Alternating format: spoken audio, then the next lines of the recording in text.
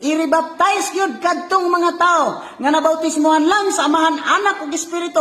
Pagparibaptize mo kay usa kada kung sumay-sumay ang inyong nadawat. O ikaw mautismo sa ngalan sa Amahan, sa Anak, Espiritu, magbantay ka. Nganuman, una, wala tay katungod magbautismo sa Espiritu Santo. Instruction ako sa mga pastor, no? Wala ta nag-base din graduhan ka man og dili. Kadini sa social media mga igsoon, gi-lockdown ko. Pero moingon ko sulay ko ninyo, testingay ko ninyo. Kay ang akong basihan mga igsoon, sa kaubos na ko grado, pero ang akong basihan kini lang yung nakasulat sa pulong sa Dios.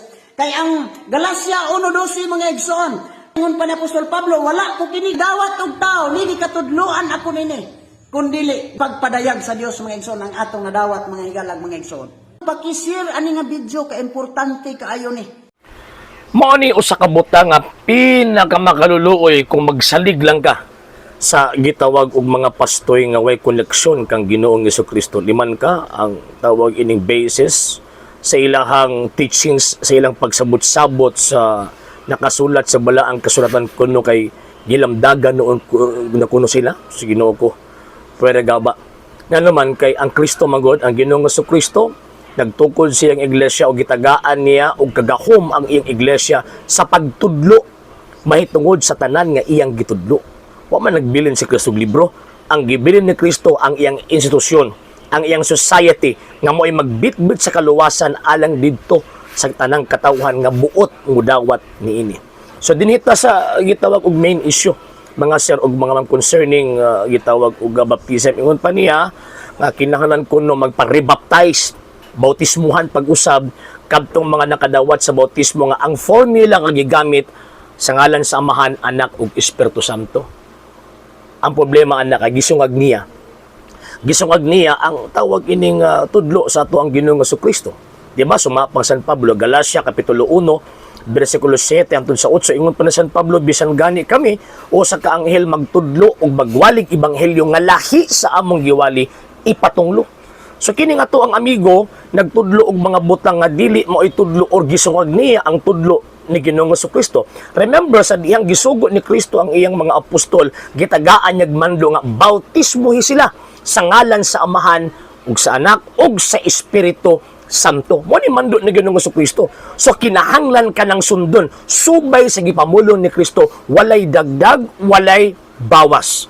Muna kung tan-aw na to ang Christian history, kanang mga usa sa mga old documents nga gisulat sa mga apostol kaniadto kanang diadaki, ang ilang formula nga gigamit sa pagbautismo sa tao mo nang sa ngalan sa Amahan, Anak ug Espiritu Santo. So kung mingon ning atong higala nga pasto ingon pa niya nga tawag ining pagsumay-sumay dagor dili dat kinahanglan ng sundon kay mando na ni Kristo.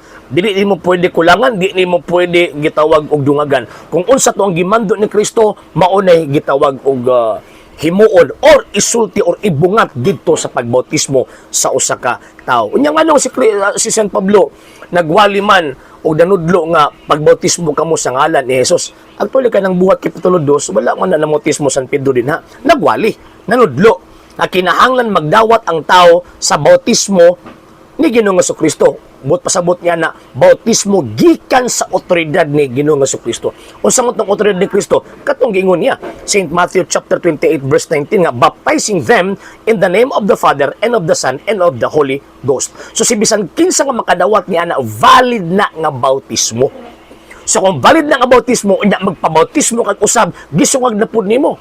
Ang gisugo o gisulti ni San Pablo, gitudo ni San Pablo, Ephesians chapter 4 verse 4 to 5, nga may usa lamang kabautismo. So kung nagbautismuhan ka na sa ngalan sa Amahan, Anak ug Espiritu Santo, unya nagpabautismo kag usab, gisungag nimo ang pulong nga nakasulat sa gitawag og balaang kasulatan. So binutbot nang maingon sila magpa-rebaptize kay wa daw katungod nga bautismo sa Espiritu Santo. Humana naa ang pagbautismo sa Espiritu Santo pinaagi sa bautismo gisugo ni Ginoong Jesucristo kanang pagpakatao pag-usab pinaagi sa tubig ug sa Espiritu. Naa gibuhat na sa mga apostol o gidawat ka na sa simbahan nga gitukod ni Ginoong Jesucristo ug mao na gihimo karon sa pagpamautismo sa mga tao nga nidawat or padawaton sa gitawag og kang Ginoong Jesucristo. And lastly, ingon pa niya, wala daw kuno sigurado. Actually, dili ko mo question Kung naa ba kay grado o tawag ining wala ba kay grado, ang point din na kung nakasabot ba kasi imong gibasa. Pait mga ganitong sabot tong mga nag-eskwela not less than 12 years. How much more kadtong mga nagbasa-basa lang nga sumalap pa way grado. Di man siyon nga pag-underestimate mga sir ug mga ma'am ha. Ang point nako is ang kalalom sa pagsabot concerning sa gitawag og scripture. Ingon pa niya, gi-quote niya ang gisulti ni San Pablo nga wala kini ikatudlo nako kundi gidawat gilamdag lang daw kuno. Kang San Pablo man to, pero ikaw di man ka San Pablo. O si San Pablo, nakaabot pa man sa panahon sa mga apostol, nakaabot pa nga di gidirekta gud siyang gitawag ining gilamdagan ni Ginoong Jesucristo. At the same time kanang paglamdag man gud referring na sa pagtuo. Dili referring sa knowledge about the faith, kundi referring na bisan pag wa ka gitudluan ni dawat ka ng maong gitawag og pagtuo. Pero it does not mean nga wa siya gitudluan kay remember after the conversion na apay 3 to 4 years una pa siya tawag ining naghimo sa iyahang gitawag og misyon.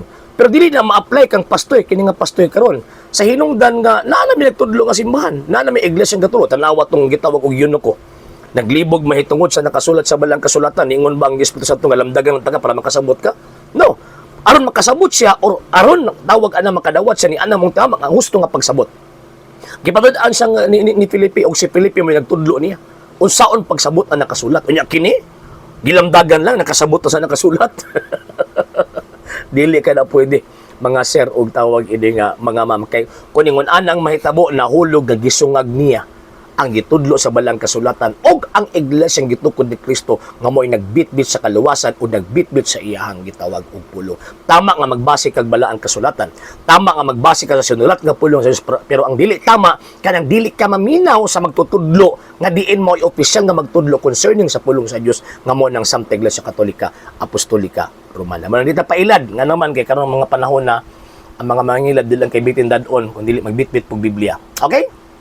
Sa hindi pa po nakapag-follow sa mga pages po natin, i-follow nyo po yung mga pages po natin, RJ Horolanciano II.TV, Apolia Punto Argumento page, Kuya Apologies TV page, and RJ's Vlog 2022. And pwede rin po kayo mag-send po dyan ng Facebook stars. And also, sa atin po mga channels, sa hindi po nakapag-subscribe, i-subscribe po ninyo yung mga channels natin, Dalay Catholic, Apologies International Official, RJ Santo II.TV, Kuya Apologies TV, and Barrio Kawayan Religious Forum.